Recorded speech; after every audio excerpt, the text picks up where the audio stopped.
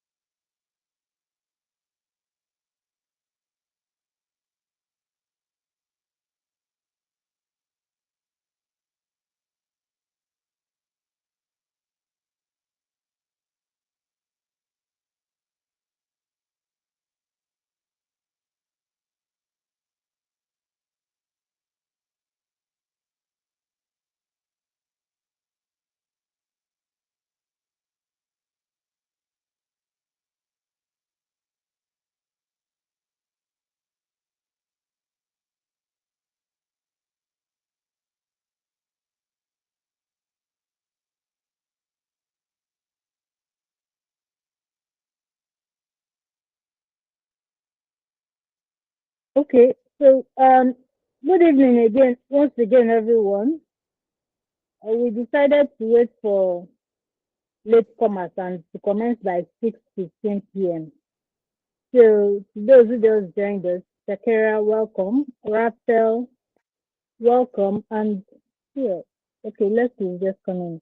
So, welcome to you all, and good evening. Good So, evening, ma. all right, good evening, Carl, everything. So, we're going to start, and we are starting with, we'll continue from where we stopped last week. Let me see. So I'll share my screen now and we commence.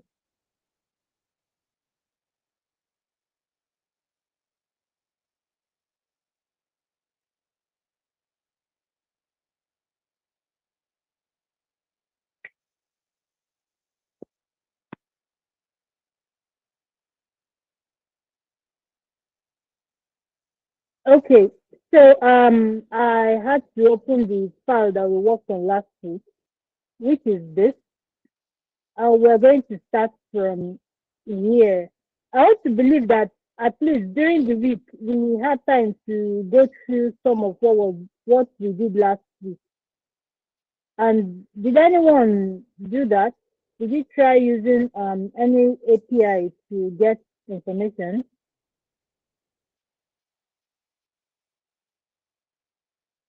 Did anyone do that? Okay, no one.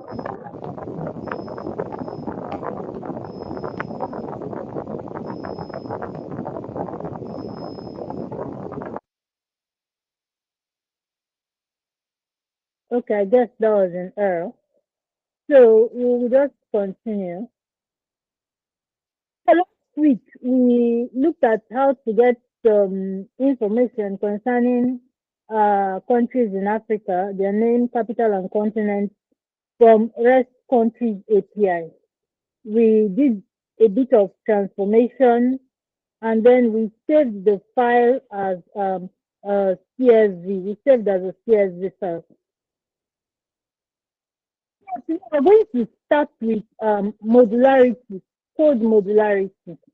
Now, what do I mean by that? Modularity of code means breaking down your code into smaller units that can be used separately or that can be called by different applications. Now, for what we did last week, we wrote everything down in one long as just one single unit. So in today's class, we're going to start by breaking down what we did last week to make our code in smaller units rather than this lengthy script that we've just written. Now, writing it in smaller units is, is the preferred way of doing things so that you can call each unit anytime you want. Now, we're working with Jupyter Notebook, but when you save bits of code, bits of Python script, bits of code as a Python script, different, you can use different Python scripts to call one code that you have saved. So we're working with Jupyter Notebook here. So I'm just going to do the best way we can in Jupyter Notebook. Now, what do I mean? In this exercise that we did last week, we're going to break down this code into three steps.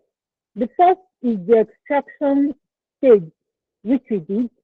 Then next is the transformation, and lastly is the storage. Of course, in between each step, we did some exploring to see what our data would give us. But now we already know what our data will give us. There is no need adding those exploration steps like looking at the shape or looking at head and info and all of that. What we're going to do is we're going to organize this code in such a way that each step will function as a unit of its own. So I'm going to make a copy of it. So I don't okay.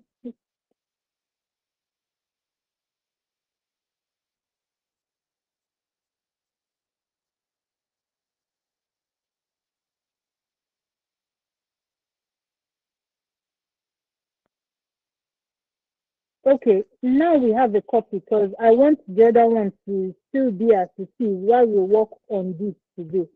So how we're going to do this is for the data extraction stage, we're going to define a function. For the transformation stage, we'll define a function. For the storage stage, we're going to define a function. Then at the end, we're going to define another function that will call these three different functions and run code at once. So first of all, I'll just copy some of these things since we've already written them last week. Now, for the data extraction stage, the first thing we need, of course, is to request. So edit, I'll edit uh, this code cell. Since we are defining this as a function, who remembers the keyword we use to define functions in Python? Anyone?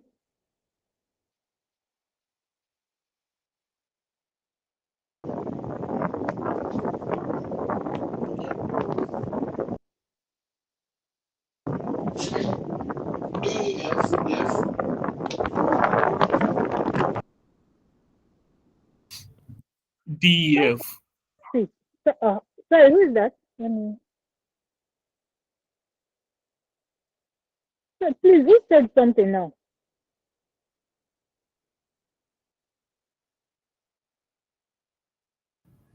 I said DEF. It was. I said Okay, DEF. okay. Thank you. That's right. So we are going to start with the DEF keyword to define our function. And since we are working on the extraction stage, we can just call it extract. Then, of course, the double colon. So what we're going to do is, this is the part that this is the part that the extraction actually took place. So I'll just copy this.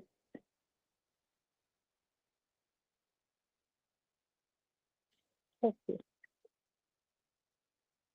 And then paste. Now, our extraction requires a parameter, which is the URL. So we are going to define that here because this function will accept URL and pass URL to request get so as to get the information on that URL. Now, after this is done, it's going to return something. Now, at the end of this extraction stage, the next stage will be the transformation stage. So the data that will be used for the transformation stage is actually what is returned by extract.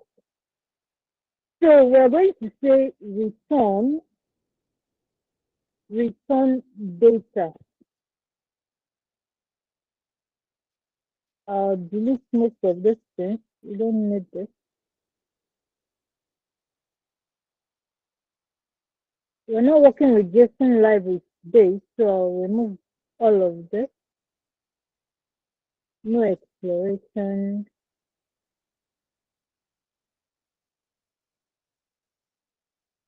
Okay, so I think that's it for the extraction phase. Then next we're going to define another function for the transformation. We're starting with the def keyword again. Then we're going to call it transform.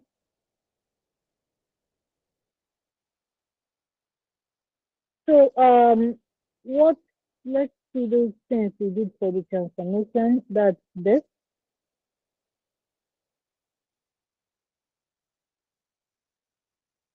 So just cut this.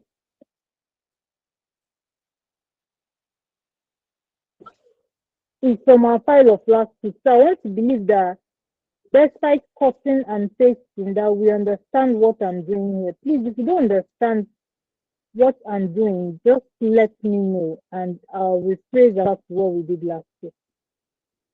So the next transformation we did was to select the columns we needed. I just cut this and still add in and add that here. So delete this one. These ones are just exploratory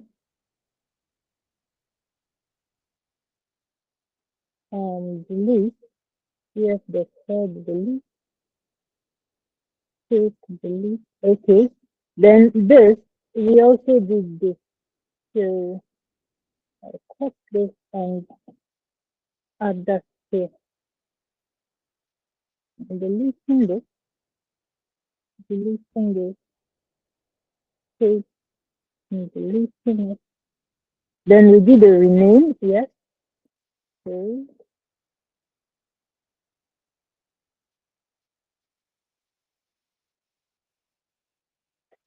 delete it. Okay, then lastly the data storage. So now the transformation function is going to accept the data from our extract function. So we're going to call that data.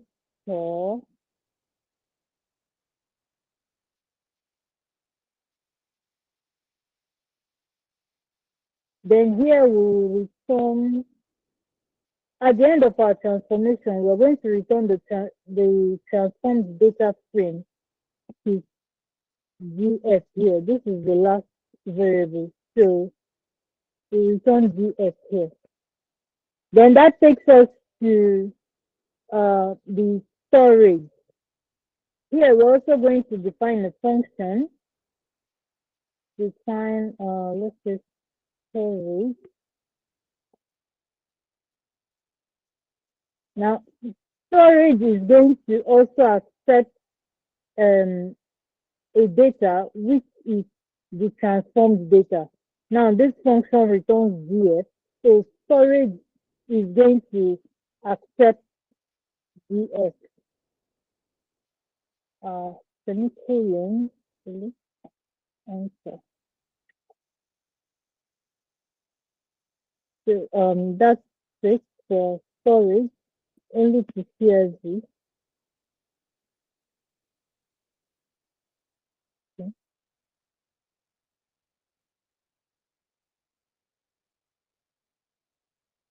Okay, so I will just cut this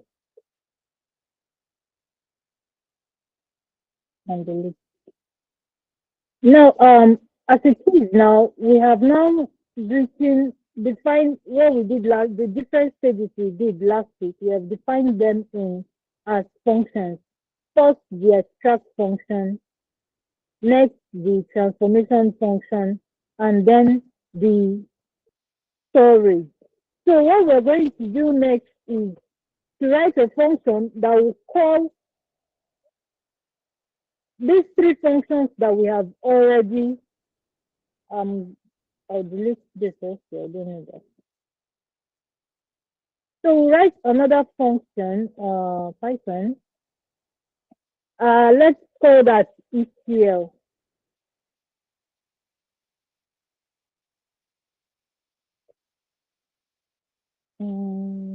ETL. Now, what this does is, first of all, we're going to give it the URL.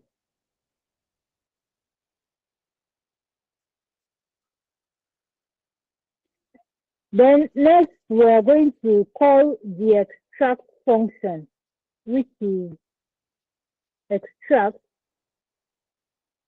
So we're going to call extract function on URL. And then we'll assign this a variable. Let's say extracted data equals this. Then after extraction, the next is the transformation. So we can also assign that a variable name, transform data equals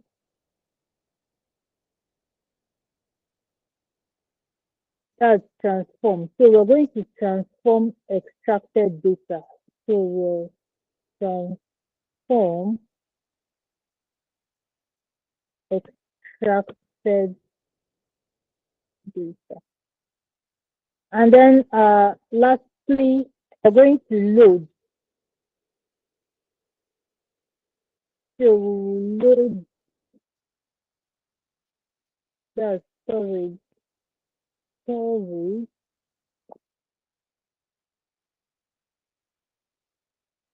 transformed data.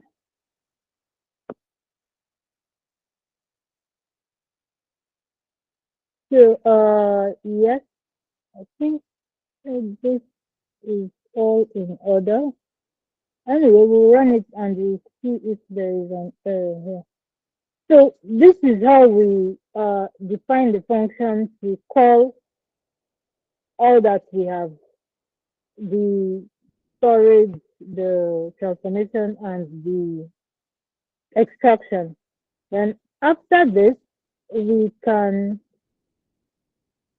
run our ETL. Let me use another code block. We simply say ETL. So we're going to call this function ETL. We call it here. Now when we call it, it now runs extract function. After that, it runs the transform function. Then after that, it runs this storage. Now, in between all of this, we can something like a print statement to enable us to know in case there is an issue in the pipeline, we can know exactly which function did not run properly. So at the end of each function call, I'm going to put a print statement to just tell us if it succeeded or not. In case there is an error here, we will know where we are going to start debugging from. So after extraction, we say extraction complete. Then after transformation, we can print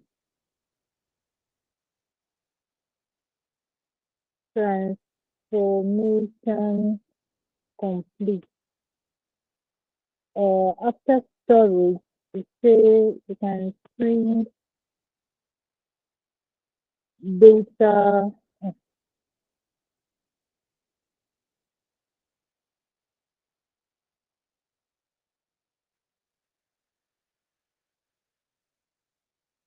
data successfully stored as CSV. Okay. So, so this is how we have just restructured the code of last week. Now let me run everything at once and let's see if we are going to just continue. So, okay, that's not the clear.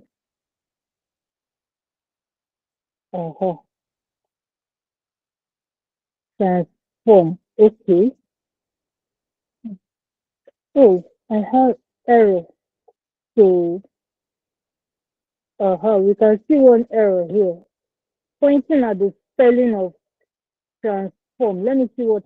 Okay, the definition is transform. Here is something else. So, transform.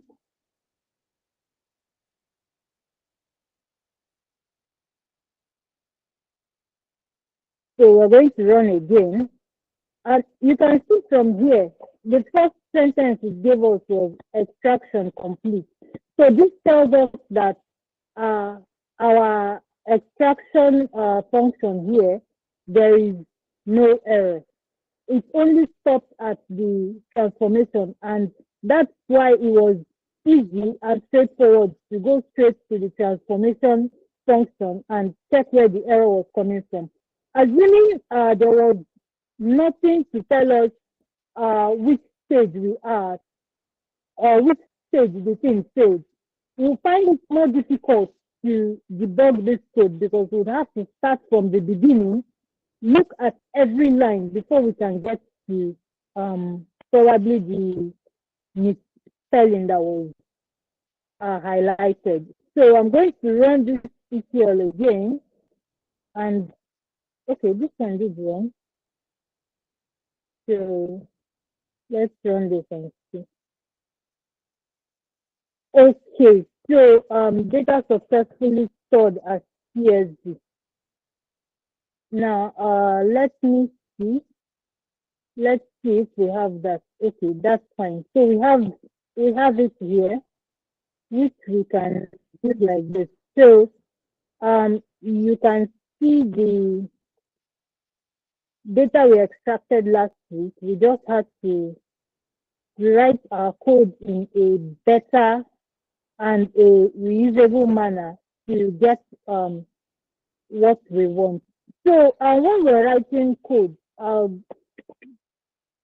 whenever we're writing code, let's always have this at the back of our mind. In every stage of the process, we're defining it as a function. Now, you could use the one single code block to get at least when you're doing your exploration at the beginning. You can use one single code block to do everything, but at the end of it all, make sure you define your functions this way so that every stage of your pipeline is written as a singular unit that can easily be rerun or reused at any point in time. So from here, we can also, if we choose to, we can ask this ETL we defined here. We can use ask this function to return the transformed data and we'll view it. However, I think since we have seen it here, we've already seen it here. This is what we just called. So there is no need for that. But if you want to, it's simply to add a return transformed data. Since transformed data holds the data after transformation, simply return transformed data. Simply return transformed data, and when you run this ETL again, we're going to print the data we saved. So I'm going to remove this and I'll save this file so that later I'll have to edit it. So that's how we write modular code. Now next we're going to be looking at the main thing we ought to look at today, which is how to get data from APIs that uses multiple pages. Now, this responsive API is actually simple because it's kind of straightforward, but this is not how all APIs are. There are some that would require you get your data multiple times. And one of such is what we're going to use today. So let me open a new notebook.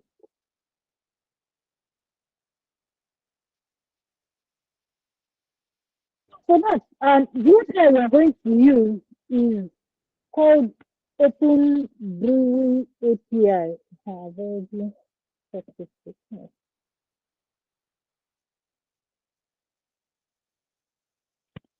So we're going straight to the documentation to see how to call the API. Now from here, we can see that for you to call one single brewery, that's one record, you make use of this API call, where this ABDB-ID is the ID of the record or the brewery you want to return. Then to get the list of all breweries, we run this. If you want to get it by city, by country, by by distance, and so on. So this one is even easier than the rest countries because here they really outlined how you call it, and the outline is very straightforward. So what we are interested in is how to call multiple pages. So I'll just go to the page parameter, okay, which is this. Okay. So now this gives us the page parameter, and this is also per page. Now per page gives you the number of breweries to return each call. Note that the default is 50 and the max per page is 200. Now before we get here, I would like us to run the default call, which is this, and let's see what the result is like. Oh, I need to copy. Okay. Okay. I'll just copy that, and we're going to work with this. So first off, we are going to import the libraries that we need, which is the request and so request, and we need the pandas, import pandas as PD. So just import that.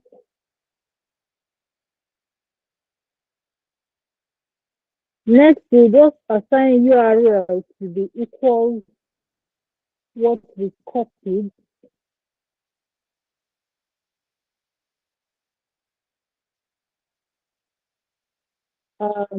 Then we go for the response is a request that get URL, and then after that we assign this to data response dot JSON. So we're going to run this first of all, and let us see what the default reply is. Yeah.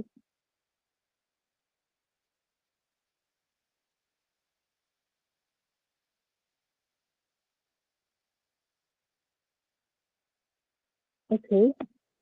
Then let's put it in a data frame. We say df equals pg dot, let's just use a JSON normalize,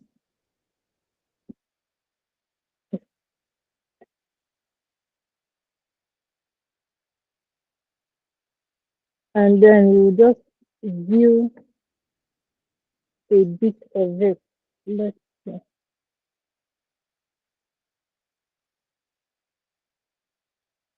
Station normalize. What's that? Oh, see?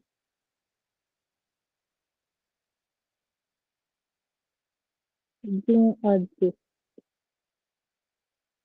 So,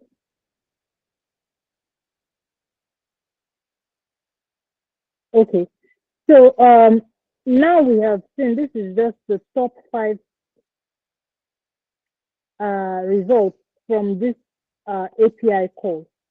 So, we're going to see the state and know, let's verify how many rows and how many columns it returns. So we'll be using the gf.state.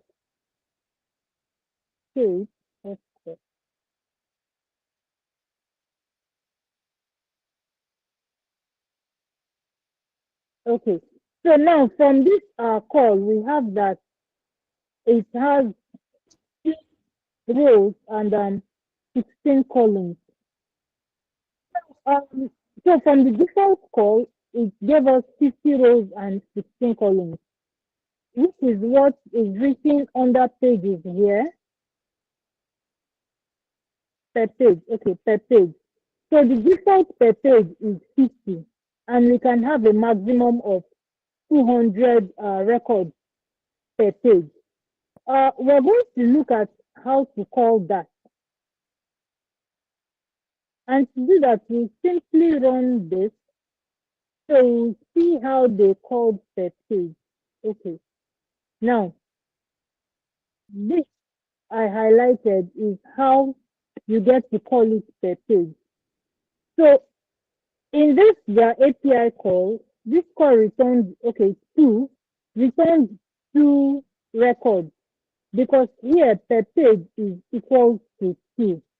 So we're going to increment ours to 200 since they said the maximum per page is 200. So we're going to increase our own call to 200. Let's get the maximum that we can get. So that will be question mark per page. Yeah,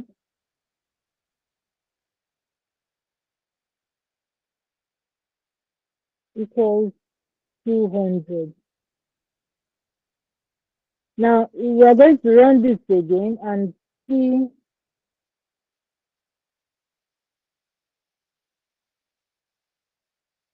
Yeah.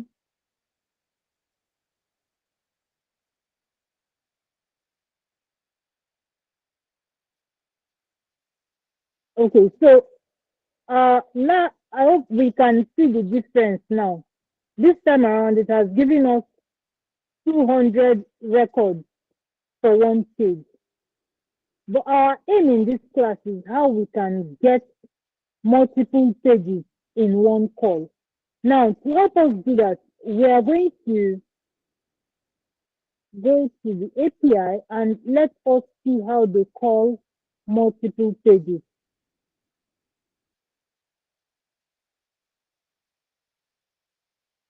So this here is how to call multiple pages. First of all, here they call page equals 15 means page 15. Then per page equals 3 means return 3 records from page 15. So we're going to get this, that's and page equals to. I'll just add that here and page equals say 1. So from what we just said here now, what this call will return is it's going to return 200 pages from page 1.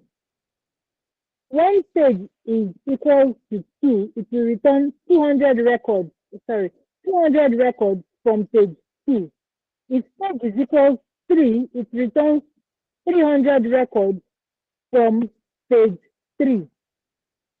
So we need to write it in such a way that we are going to get this in just one call.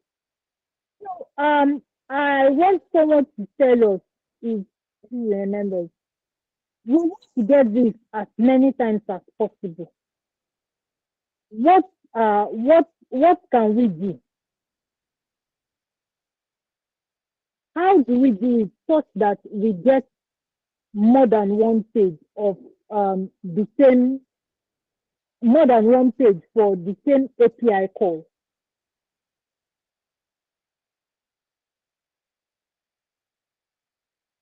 Can someone, my friend, I believe I am.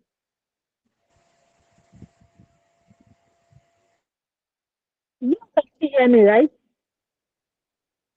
Yes, you can I hear want to you. give we can hear you. Okay, I okay, don't know okay. if Thank you. he's going to write is right, or maybe we can append.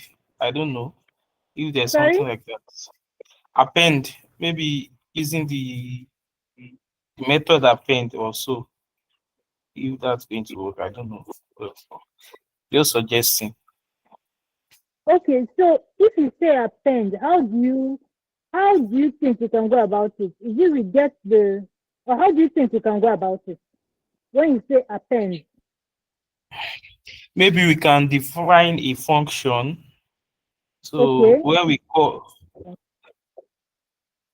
I'll when do we that beneath it so I'll get what you're saying. So you're saying we define a function. Let's yes, stop first. Mm-hmm. then URL. Okay, right? All right. So the next tab, the next line here. Okay. Then we can call the response, the request. Then yes. I just mm-hmm.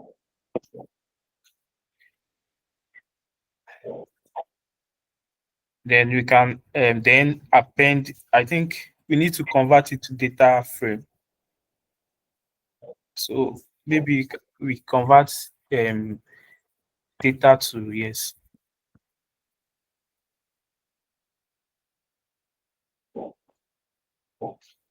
Then we uh okay, so we have the F. Oh, oh, okay. I think we have to use a loop Okay. before So which loop are we using? for loop Before before the the define, are we that's inside the function, right? inside the function, yes. Okay. So Yes. we're Then using we say for maybe we can use any for maybe URL inside for maybe any norm in URL. It should be in URL. Should it be URL? like this. Yeah. Yes. Then the response will be under the for loop and the Yeah. other yes.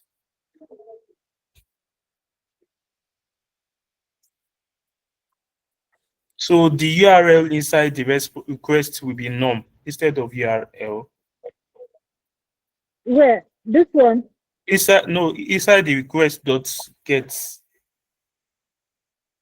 actually yes. Then enter after df after df. Okay. Then we go back to the function, the definition of function. I don't understand. What do I do next? Go back to the tab under definition of the function. That's Yes. So we can say the results from this will be okay. Is it to return it? yes, return df. Okay, return URL equals df.append. Sorry, you return df. URL. Okay, yes, URL equals df.append. GF. Okay, dot Yes, the end. append.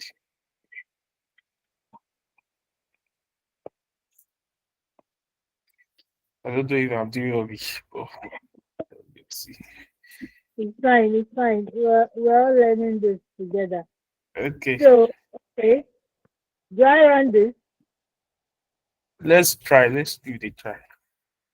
Okay, so I'll just then how do we call the extract function then? Then we call extract. Then we put the the URL is going to be a list. It's meant to be a list. Oh, what's going on? It's called extract. Uh, Extracts. Oh, I think the norm should be in the URL place. The norm should be yes. The norm should be inside the extract function, not the URL. Yes, yes. Then we can extract the norm. We can just put the So what are we extracting here? wow. Huh? I think then we have to maybe then extract each of the links. Extract each of the links. URL. You know, you said filtering the pages. We need to add different pages together. Yes, that's what we are I planning to think do. yeah, maybe we can just call the URL instead of filtering, we can just call the whole page or something like that. We call Maybe we put the link itself. okay in here. Yes, the link, yes.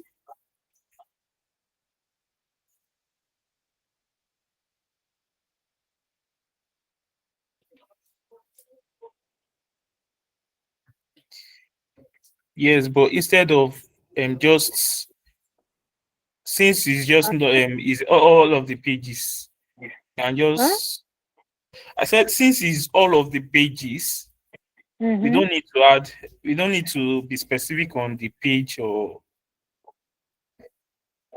Okay.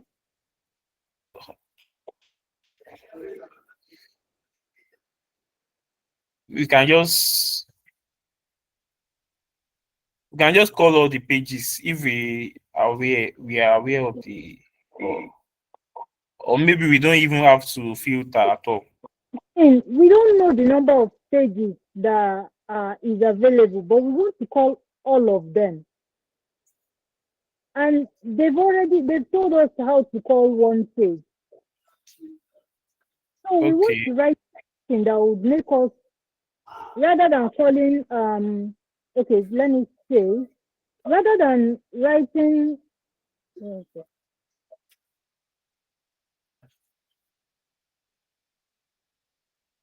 so rather than coming to say URL equals page one, then come back again and say URL equals page two. Then we come back again and state that URL is equals page three and so on and so forth. Because we don't know the number of pages. I want us to write such that this gets to call the pages, it increments the pages by itself, and it returns every record in this API. I That's think I might have to give up. I don't know how to go back. uh, So uh I think okay. I'll have to give up. You really did well. At least first off, we are going to write a list because we are calling pages. We are going to perform one function, but the only difference is in calling the different number of pages. So since we are going to trace like that, we are going to run it continuously. Definitely we need a list. So we'll do the function later. We can put it in a function later, but for now let's just see how it would likely work. Now the thing is, first off, we don't know the number of pages that we will call. So which type of loop helps us handle this?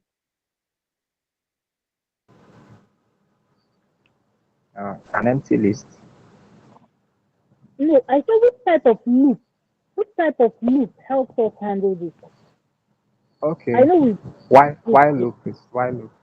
So exactly, it's yes, while loop. it's the while loop. If we do not know the number of pages, it's only going to end when the pages have exhausted from the API. Assuming we had an idea that we are getting end pages, we can use a for loop. But we do not have an idea of the number of pages that we're going to get. So we are going to run our URL in a for loop such that anytime the for loop runs, at each run, the page here is incremented. So we are going to use while loop. We are going to use while loop.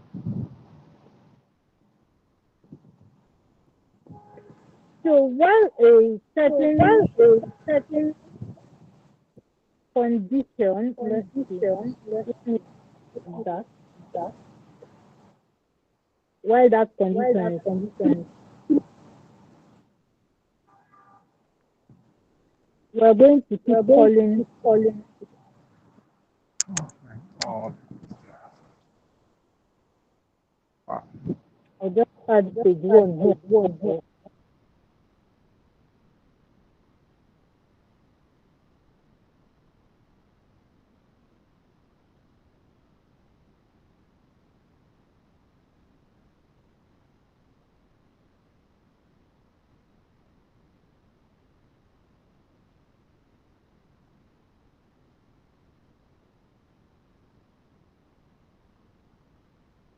Okay, so now what this does is while the given condition is true, and we can just shorten that to say while true.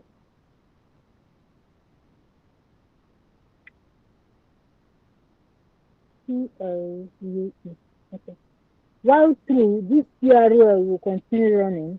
It gets the response. We're going to get URL. Put URL in data. This is to normalize it. Normalization is actually in the transformation stage. Normalization is in the transformation stage. So we do not need it here when we are extracting the data.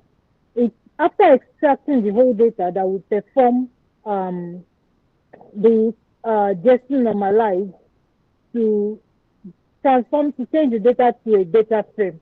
But for now, we are trying to extract the data from the API. So we're just going to use the response and the data. So next, like you mentioned, Marvellous, the next thing is once we get data, we are going to add it into a list. So first of all, which means we have to declare an empty list at the beginning of our while loop. So we can call the empty list, say all records. All records is an empty list.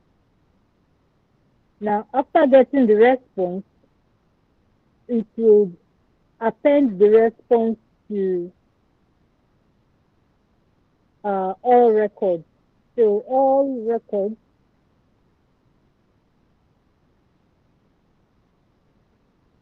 records dot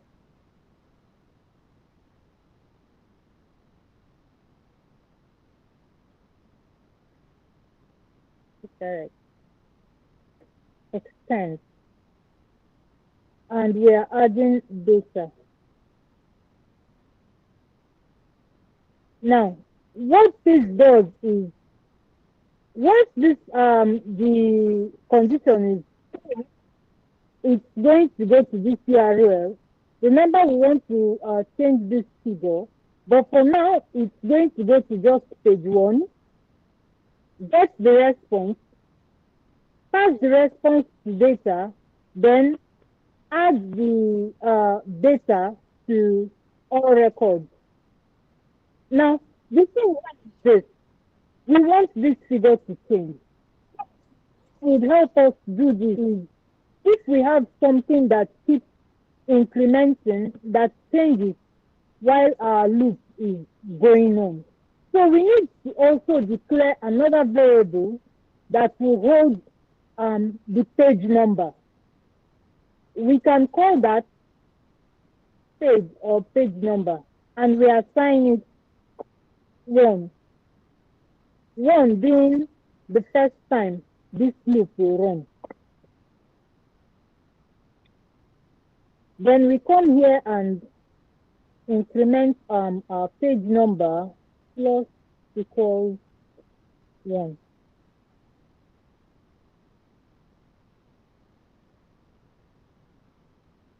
Now, to help us remove this, we are going to use f strings. I hope you also remember how we use f strings. Can anyone help us?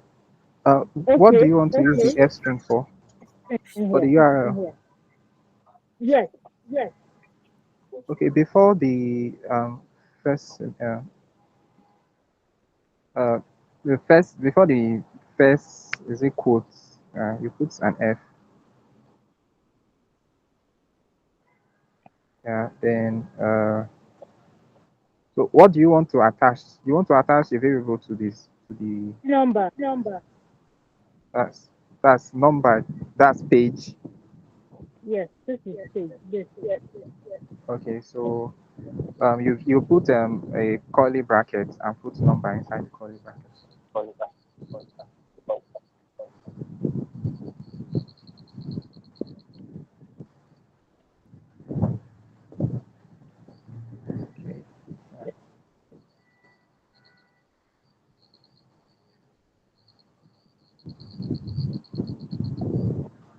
Okay. So thank you very much. So what this does, using stage here, as stage is increasing here, at the first run, stage is equal to 1. So when we run it the first time, stage here is equal to 1. After running this, stage becomes 2. It comes back to URL, stage is already 2. And so it continues running until we get to the end of the loop. But if we continue running this like this, we are going to fall into a problem because there is no place we added that this loop should break. A while loop is will only break on a certain condition when a condition turns false. Now, if we continue increasing this, of course, this thing will likely give us an endless loop because time will continue increasing. Even if it returns an empty loop, stage will continue increasing until either the API times us out or it blocks our IP address. So if we continue calling this API, if we do not put a condition that will break this loop. Now, the condition that we want to break this loop now is what? We want to put a condition such that when data is empty, the loop should break. Meaning that there is no other record for us to take. So if we run it for 4 pages and the first one returns an empty loop, we want this loop to break. So the condition we're going to give it is if data is false, meaning if data does not have any content, data is empty, then it should break. So what we're going to do that is immediately the loop runs and it reads data. Once it reads data, if data is contains something, then it should add it into all records.extend. It should add it into all records. But if data contains nothing, the loop should be. So how we are going to do that is we are now going to add an if condition. So the if condition will be such that if data is empty, so if not data, this means that data contains nothing. Data is false. Data is empty. What do we want it to do? We want to break. So while this loop runs, whenever I get to this stage, once it returns a response, it comes here and it checks if data has any content. If data has a content, it goes to this line, all records, and adds that data to our all records list here. After that, it increases page number by 1. And it continues until when data returns an empty list. Once data returns an empty list, straight away it will break and exit this list. So we do not need a return here because that's no function. So this is actually how we call how we get multiple pages from an API. Something else I want us to take note of is this. There are APIs that use time. There are times when you're calling an API and if it notices that one particular IP address is calling it too frequently at a particular time, it would likely block your IP address. Now what it means that it sees that this particular IP address is overflooding it with calls and it's likely spamming the API. So what it does at that stage is the API would likely block your IP address or give you like a timeout. A timeout means for a few seconds your IP address cannot access that API. So for a few seconds your API call will not go, and of course it will return an error that the server is timed out and all that. So for us to prevent that, there is a method that is used, which is time. You give at each run, you tell the request to pause. So at the end of each run, you tell your request to pause so that it does not flood the API continuously like that. So what helps us do this is the time.sleep. Now time.sleep function is found in the time library. So we're going to, here at the beginning, we're going to import our time library. So now time.sleep now requires that you tell the API how many seconds it is going to sleep. Now if you put 1 means sleep for 1 second. So we're going to put 0.3 because usually depending on the API you're using, most general public APIs, we could use like either between 0.1 to 0.3 seconds. So we're just going to use the maximum time here because we do not know again the pages, the number of pages that this API would likely return. So we do not want to flood the API with our request. And we are going to tell at each run, after each run, our request should pause for 0.3 seconds before going for the next call. So when the first one runs, our request would pause for 0.3 seconds, go for the second one, pause, go for the third one, and so it continues until it gets to the last call, which returns an empty list, and then it breaks out from this while loop. So we're going to run this, and let's see what it will give us. Let me run this again.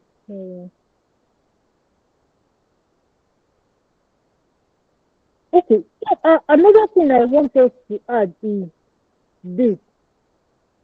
Since we do not know the number of stages, we need to keep track of what the API is returning so that we will know where we are at each stage.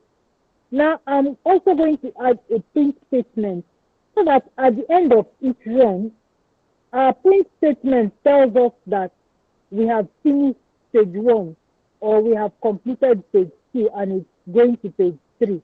So after this, I'll add a print statement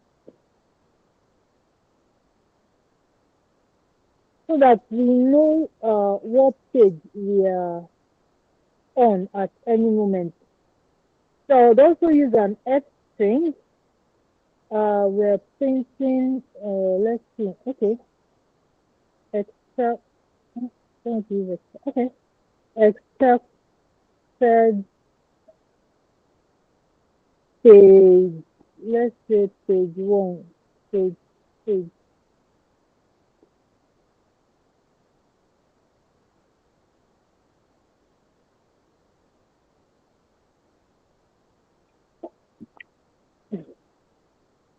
So I think everything here is in order. Can't see anything that is wrong, but we run it, and if it gives an error, we would have to debug it to get there. So let's run this. I see what it will give us. Okay, so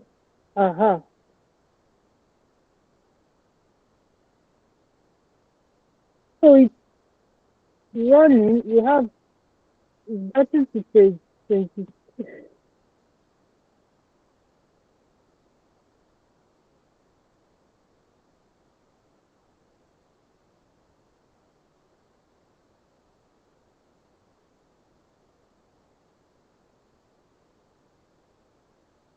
Page. Okay, I think we've gotten to the end. That's page 46. So let me see. This could be. Okay, so it has completed the API call, and we have 46 pages. There was no page 1 on the output. You didn't say extracted page 1. Because we have after page.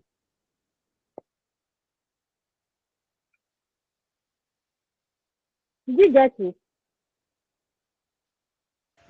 Yes, I heard you. Yes, I heard you. My concern is I was hoping that the page 1 was added to it. That was my concern. I didn't get it clearly. I said I understand. I get you.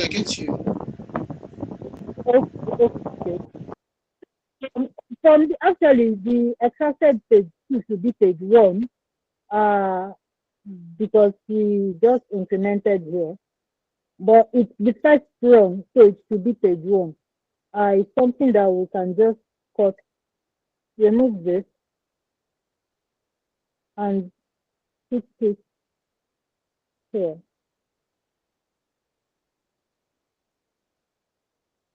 So it gives us the extracted page, whatever, before incrementing to the next page.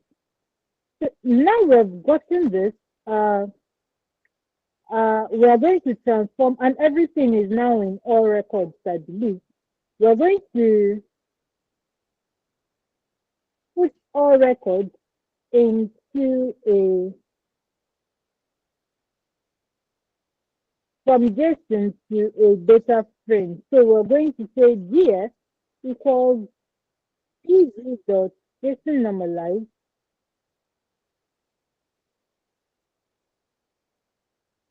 What are we normalizing? We're normalizing all, what is it? Okay, all records. And then we can say GS that let's see the number of records that we extracted. Aha. So we can see that what we did right now, we extracted 8,923 records from the API. Now, GF, okay, it still gives us the same thing. It's 10 records. So we can now see how we were able to do that. We have successfully extracted every information on that API using a loop which implemented this stage as our loop was running, and we have gotten 8,923 records in one run. So this is basically how you get multiple pages from an API. You just go through the API, read the documentation, understand how it's being called per page, put it in a loop, and call as many pages as you can. If you want to call 1,000 records, 500 records, it's all on you. You know what you want and you do it. So basically, when calling multiple pages, it's always in a loop. If you know the number of records that you want to call, you use a for loop. But if you do not know the number of records, the number of pages, I meant to say, the number of pages that you want to call, you use a while loop and get the records immediately. So we have gotten this, and there's an exercise I would like us to try. Okay, thank you. There's an exercise I would like us to try, but before we go into that, does anyone have any questions based on this?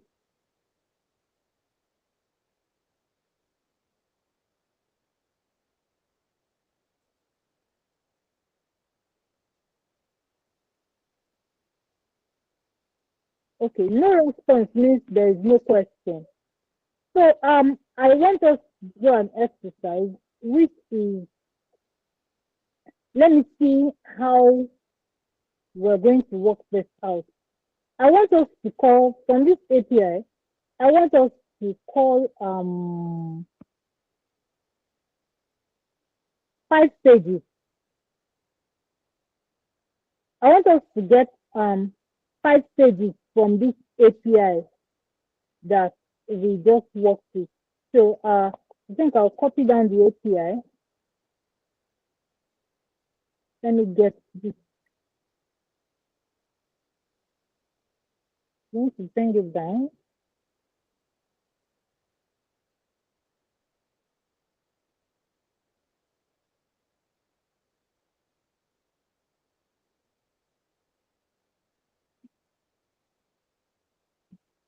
This is one. No expense. So this is the URL call, and I want us to return 1000 records. That's okay. Let's pretend 5 pages. 1000 records. 5 pages. 1000 records from open the API.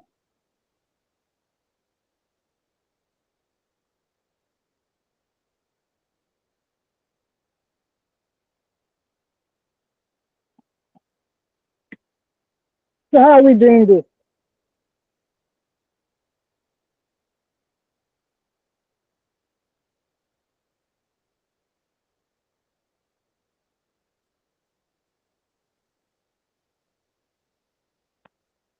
Am I still connected? Yes, I am. Yes, you are. Okay, thank you. So I said I've just given us something here. Let's see how we can return 5 pages from this URL. So how do we start? Anybody can try. I guess it's still the same process, just for the if condition will change. It's going to be less than. You have to do it in a way, in such a way that it's going to be less than 5 pages. Less than less or equals to now it will be 6. Less or equals to 6. So Okay, so I should just copy all of this again. yes, Why can't you just change the page number to 5?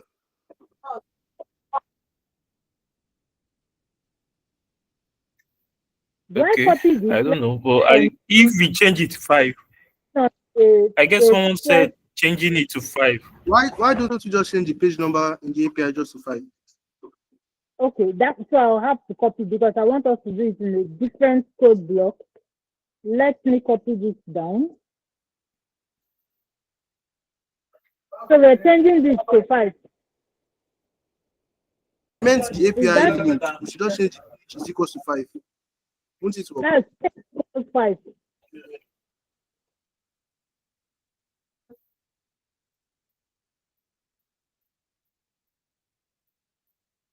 Yes, change it to 5, yes. Okay.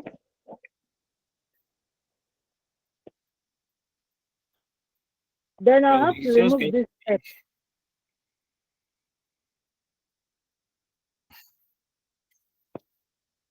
Is this okay? Should I run this? to Should I? That work. 5 Let's is leave a it to me. string, not like Let's leave it that to now. me.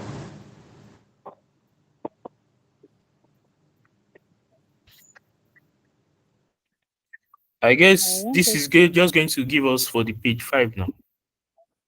For page 5.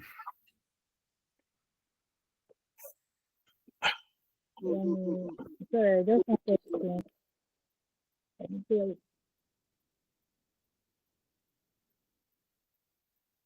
okay, so am I running this? I thought of using for loop.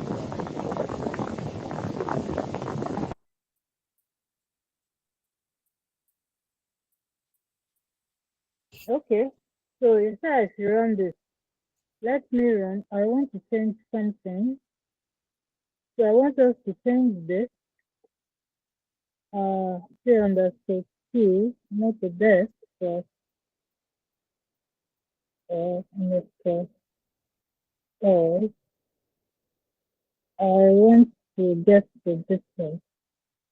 So I'm going to run this and let's see what it gives us.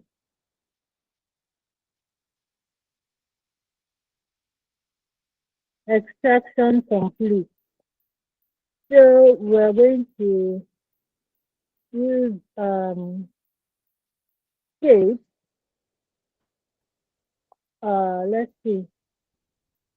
We use shape So to I made a view how many. mistake. We should not change the while condition. This one's just going to print for only just one page, just page 5 only. Okay. So we change the while loop to while page is less than or equals to 5. While Page is less than or equals to 5. while page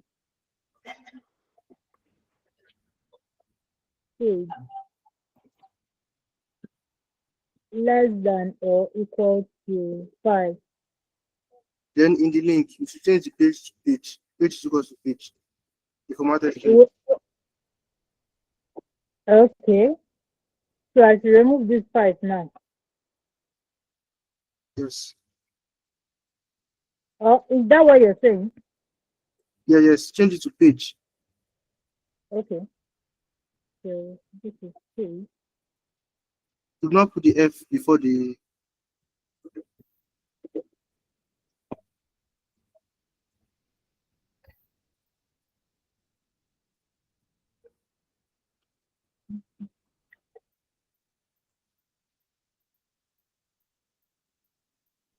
Is that all? Page. Did I run? Yeah, try running it.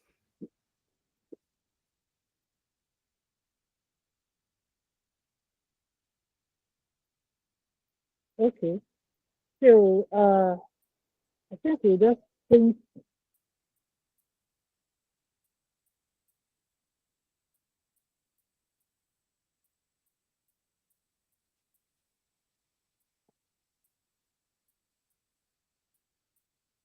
What are we printing? Data all or all records?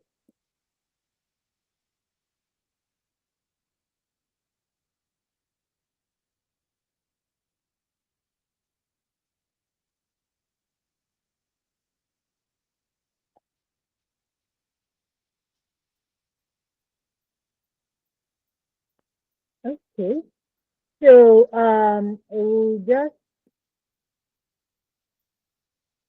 normalize this and okay, I've done the normalization here.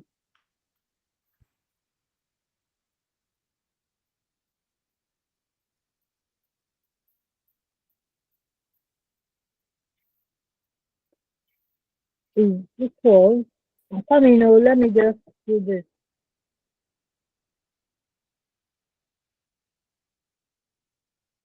What are you normalizing? I hope I'm correct. Am I in order?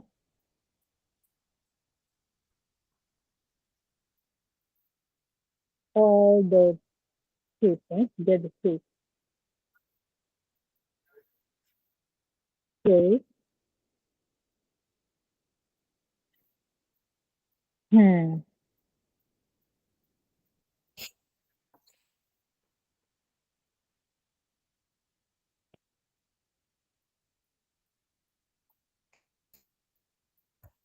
Instead of just having the page a Y page, I think the uh, page less or equals to 5 should be in the if statement. If Yes, if data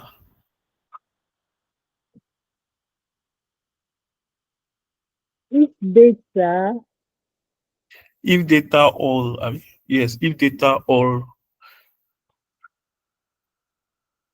oh, should it be that? No, it's not that, I'm sorry, not that. That's to be the okay. page.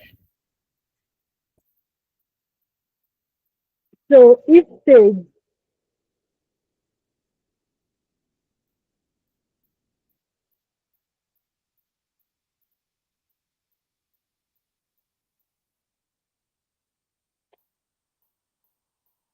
what am I writing here? That means I think maybe we have to eliminate the if statement there, since Okay, it's so not I get white true anymore.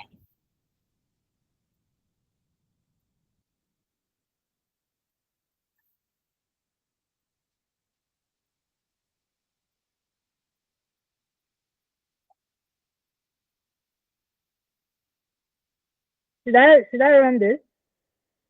Yeah, Yeah. let's give it a try. Hmm? Yeah, we can try it.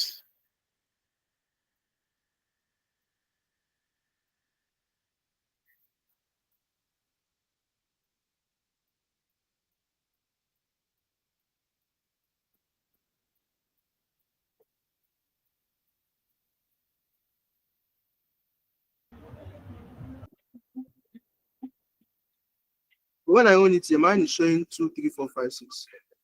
Why is it just not showing Sorry? that? What did When you I have want to? it's showing extracted page 2, extracted page 3, extracted page 4, extracted page 5, extracted page 6.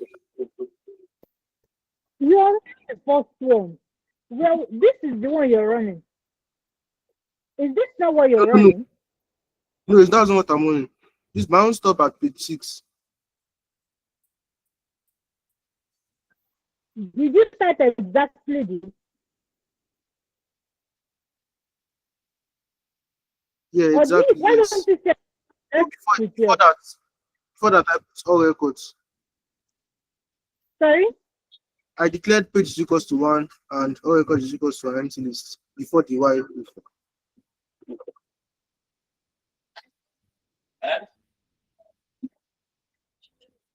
Can we work with yours? Yeah, I can use all records is equals to an empty list. Then page is equals to 1.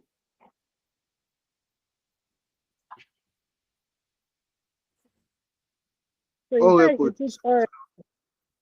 records is equals to an empty list.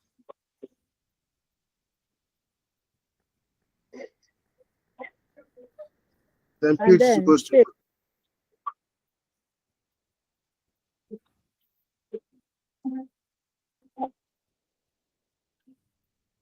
now. yes, Huh? that's all. That's all. Okay. All right. So I should run this.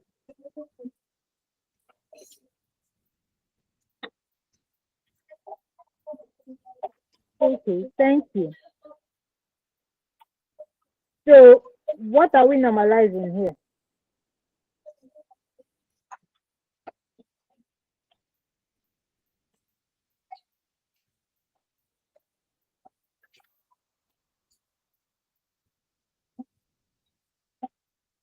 That's why. Hello.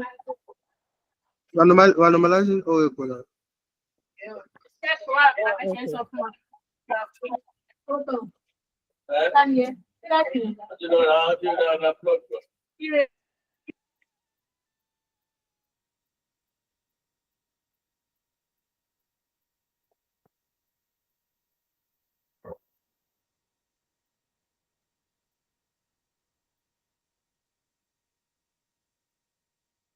So let's take this case and see what that gives us. CFO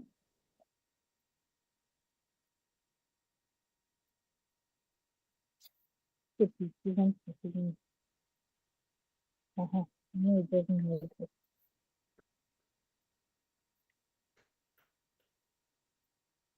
Oh, okay. So we have 1,000 records here.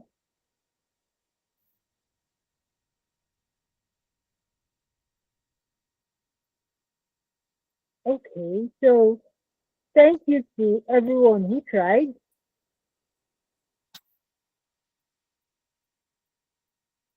So thank you to everybody.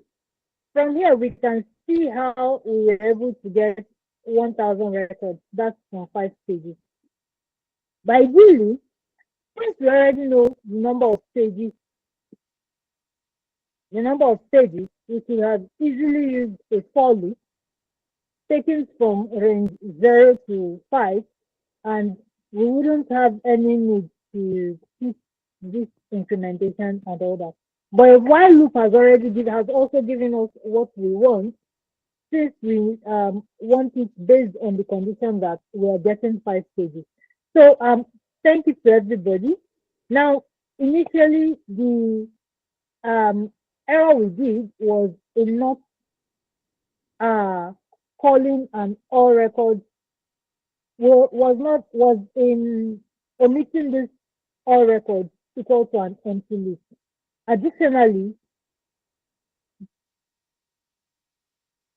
we didn't put stage to be equals 1, but that is taken care of by the while loop on its own. So the only thing that we didn't do was to create an all records empty list. What that gave us was data all was returning only one set of one data, as there was nothing to extend this to. This, let me see the initial one we did, all records. I would have changed that variable name. If I'd changed this, we would have gotten an error. But because we have already created this initially, so what we were adding was actually ending, what we are calling was ending up in the first all records that we called here. That's why we didn't run into an error when we ran this first part without declaring this as empty list. So thank you to everybody, and we can see now how to get data from an API using data from multiple pages from an API. So that is what we have to look at today. That is all we have to look at today. We already have space, yes, 1,000 and all. So this is what we have to look at today. Now, if anyone has any question concerning this, let's hear you, please.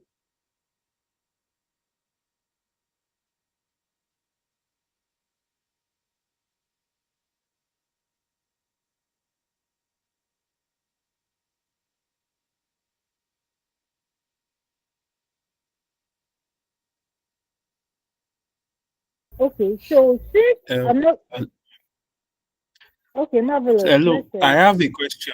Yes. okay, About the extend is it method, or I think it's method. So I before now I hear about append. So is it performing different function from the is append and extend not attached to the same data frame? I guess append to is a method of data frame. So I want to ask that what does append does that is different from extend? That was the question. okay. So I'm opening this code Hello, box did you so get me? that yes, I did. I hope you can hear me. I can, and I can. Okay. Now your question is the difference between extend and append. Both of them, they Yes, yes.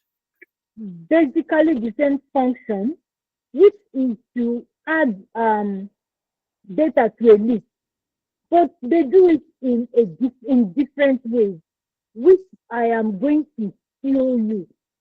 Because aside, most times when you see it's easier to understand when you see things like this. Now, what extend does is if you bring a different list, extend would add the individual elements of that list to another list. Now, if you use append is going to add that list as one unit.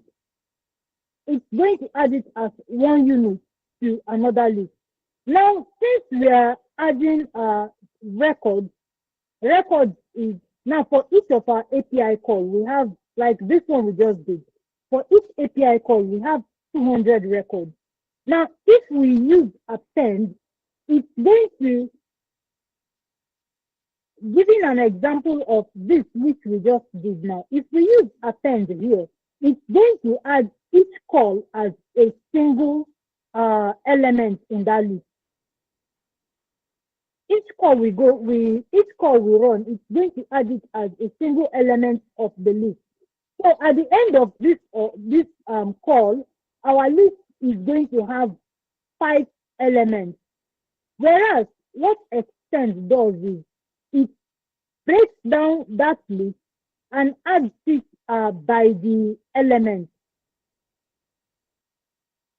I'm going to give an example so my explanation is clearer. So I'm going to say let's create 3 lists. Okay, let's say this. Let's just do this. Okay. Um, then we're going to create another one. B. Say list B is anything.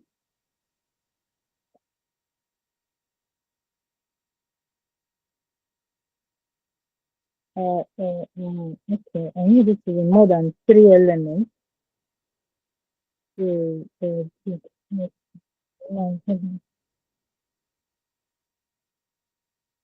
Okay, then let's say C is equal. Let's just see copy of A.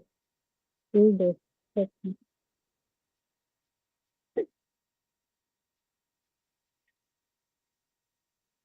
So here we're going to just simply print A, B, and C. Let's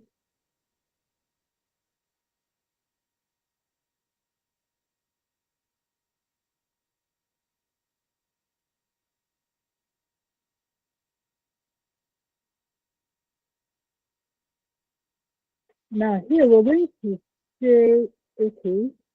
Let's say G is equal A dot append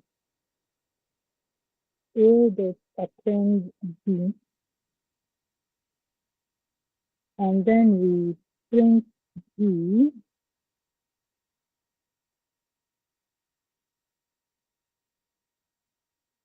and here we say this to be C dot append B. Then let's call it C. Print C. So I want this three, and let's see the difference between extend and append when we're dealing with list. Let's run. Okay, this is A, this is B, and this is C is a copy of A. I just did just to duplicate A in C. This is the first one. A dot copy equals C. Now let's append B to A and see what it gives us.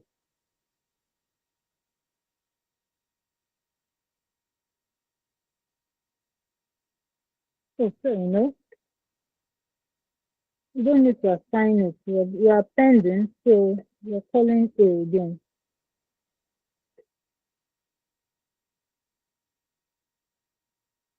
Yes, I can't write.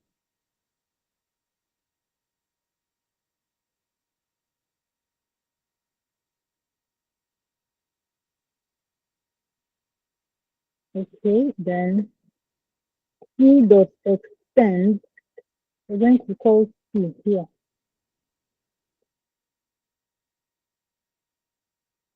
Okay, so this is basically the difference between append and extend.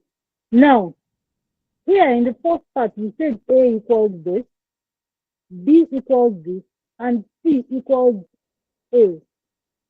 C equals A. Now, A dot append, what it does is the entire list in B, you are appending B, it added B as just one unit in A. So if you come here now and say, let's get the length of A is going to give us 1, 2, 3, 4. A is going to give us 4 elements. So we say length of A is what? A is going to give us 4 elements because append added the entire of B as one unit into A. Whereas extend does its own differently. It each element of B and added it to C as a different unit.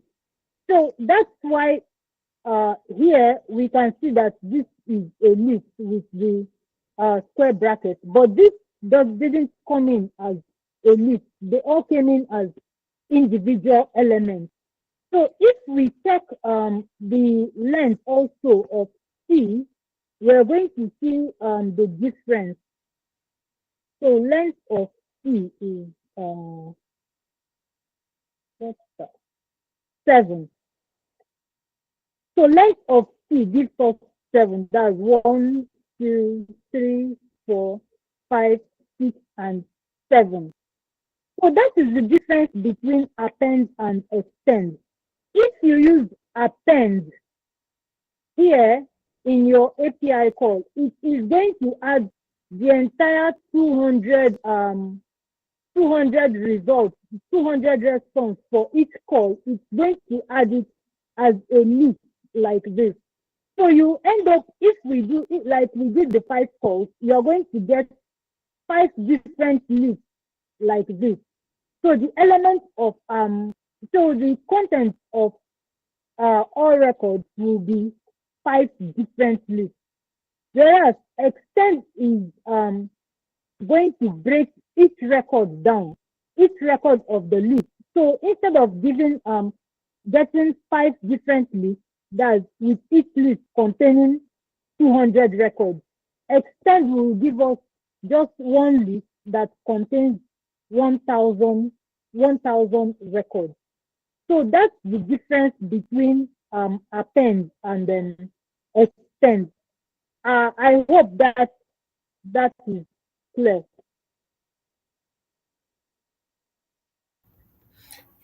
Yes, thank you. Thank you so much. All right. So when we're working with iterations like this, that's something a list that has more than one element. Instead of using append, you just use extend. Extend makes everything easier. It adds everything as elements. But if you're adding just one item, you can easily use append, and append will add it as one item in that list.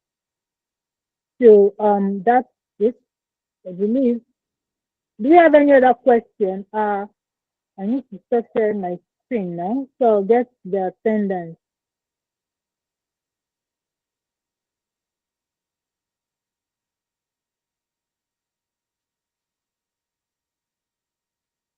Okay, so apparently there is no other question. I'm going to drop the attendance right away.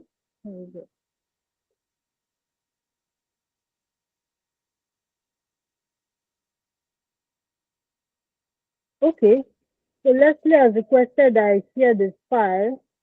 I'm going to do that in our group page.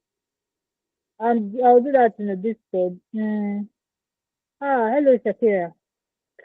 How are you doing? So I'm going to share that in our group page. So please let's write our attendance. And I don't know if there is no other question. Okay, yeah, I wanted to talk about the project. Oh, completely forgetting that. Has anyone get the time? Has anyone looked at that document? The document I sent yes. Even if it's not highlighted.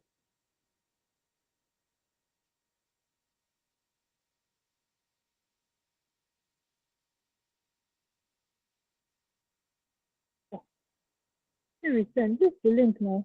Send this over.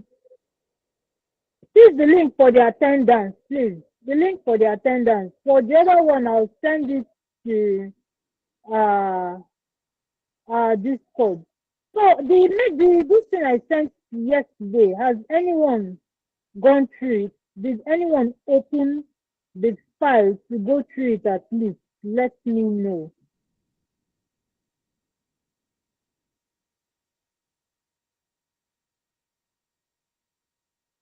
Okay, so it seems nobody has done that. All right, that's fine. So for the not yet. Okay. Yusuf, Sakira said not yet. All right, no problem. Yusuf, let's hear you, please.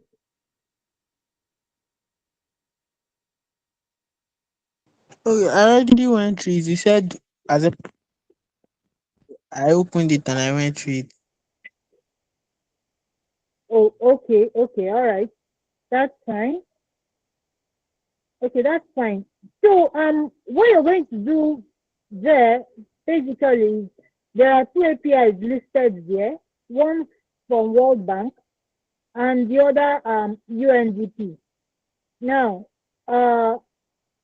if you choose to use any other API aside that the two listed, that's fine.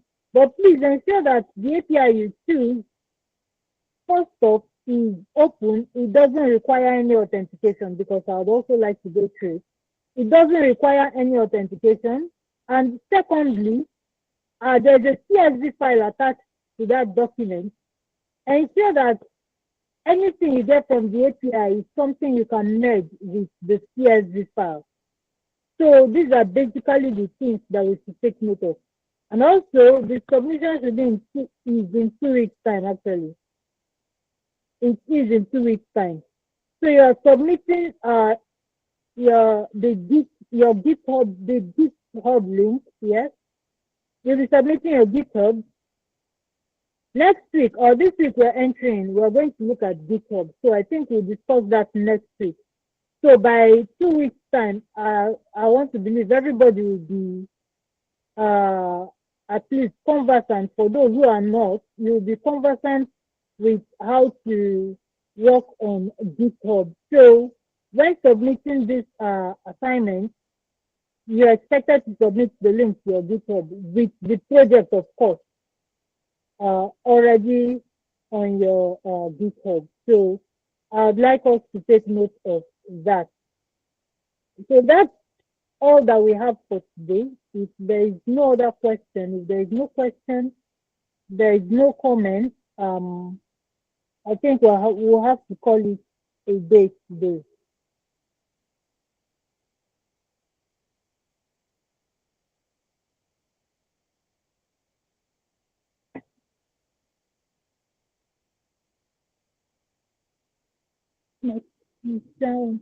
Okay, thank you everybody. My speech is going on. So thanks for joining, and I'll see you next week.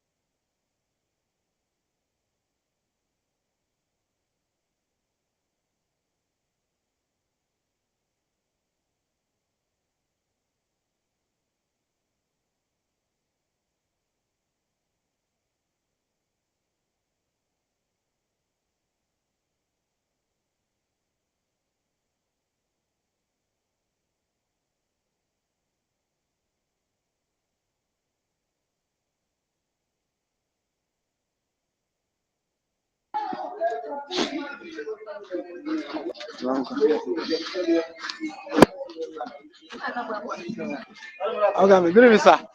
I'm doing good. How's family, sir? How's family, sir? I want to reach church. I want to see my pastor because I'm going to work tomorrow. You will come back today. Tomorrow? You will come back today. No, I'm coming back today. There's because we did convocation. There are some literature they gave me.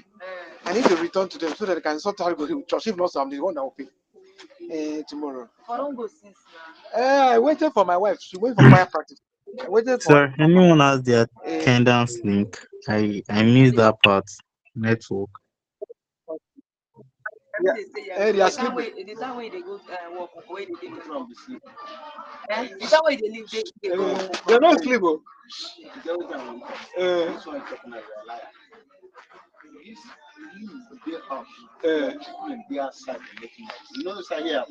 It's true. Huh? They will sleep. They're not asleep. Oh. Huh? No, I mean I was asleep for you. Maybe they They is. go time don't go. We want the like want see. You know, sir. Okay. Leave and they go catch her. Time don't go. No, they will catch her. Cement. They go time don't go. Okay, I'm coming back. They sleep.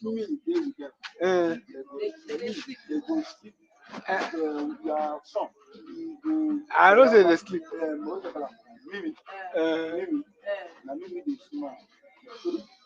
Nah. Now me Esther they take you. Esther they take you to play. Okay, I'm coming.